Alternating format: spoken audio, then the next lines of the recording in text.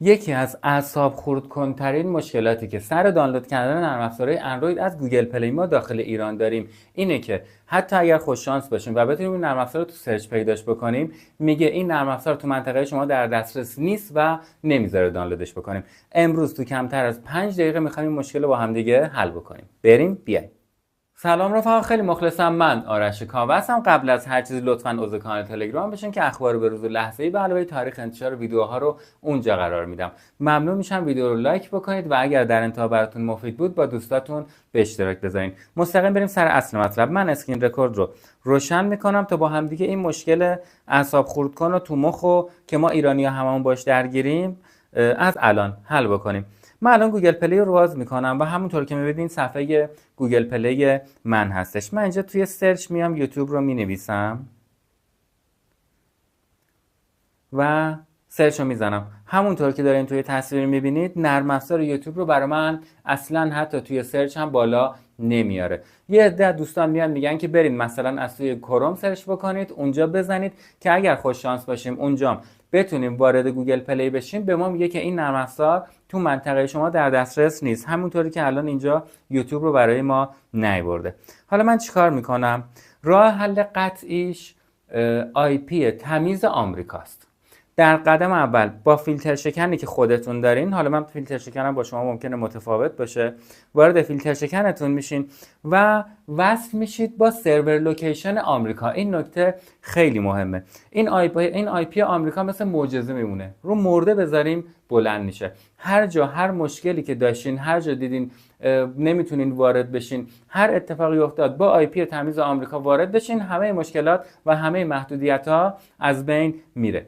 بعد از اینکه فیلتر شکن رو روشن کردیم و گذاشتیم روی آی پی آمریکا، داخل گوشی اندرویدیتون دستتون روی اون نرم افزار گوگل پلیتون، در واقع مارکتتون، نگه می‌دارین و اینجا از طریق گزینه اینفو وارد این صفحه میشین. برای دوستانی که گوششون فارسیه ترکیب کار همینه، فقط ممکنه که حالا مثلا اینجا مثلا نوشته باشه استوریج رو برای شما حافظه ها نوشته باشه یا حافظه نوشته باشه.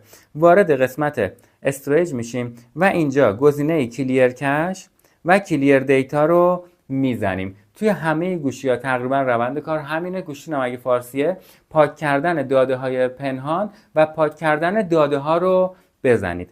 بعد موقعی که این کار رو انجام دادیم مجدد وارد گوگل پلی میشیم، صبر میکنیم تا حالا لود بکنه و میبینیم که اینجا معجزه الان اتفاق افتاده. آی پی ما رو آمریکا تشخیص داده، اومده یه سری حالا گزینه پیمنت رو گذاشته، میگه که خب شما حالا از آمریکا هستین، میتونید که نرم افزارها رو خرید فروش بکنید. من حالا اینا رو همه رو اسکیپ میکنم، رد میکنم و اجازه بدین مراحلش بگذره. خب و در نهایت ما الان وارد گوگل پلی و پلی استورمون با آی پی آمریکا شدیم. توی قسمت اول دیدیم که این زیر فقط 3 تا گزینه داره، الان گزینه‌هاش یه دونه بیشتر شد. این به این معنیه که ما دیگه الان در واقع میتونیم همه نرم افزارا رو داشته باشیم. من اینجا یوتیوب رو مجدد سرچ میکنم و خب همونطور که می‌بینید یوتیوب برای ما آوردش. حالا من از قبل نصب داشتم ولی سرچ قبلی نمی آورد. آپدیتش هم میزنم که آپدیت بشه. به همین راحتی میتونید این ارور اعصاب خردکن رو راحت ردش بکنید و دور بزنید. نه تنها در مورد پلی استور و گوگل پلی، گوشی‌های اندرویدی هر جا وارد هر نرم افزاری شدید، مثلا هوش مصنوعی جمنای، وارد هر نرم افزاری شدین که دیدین داره بهتون ارور منطقه‌ای میده، کش اون نرم افزار رو پاک میکنید، قبلش فیلتر شکنتون رو روشن میکنید، میذارین رو آی پی آمریکا، کش اون نرم افزار رو پاک میکنید، مجدد واردش میشین و مشکلتون حل میشه. خب همونطور که دیدین این مشکل خیلی راحت برطرف میشه.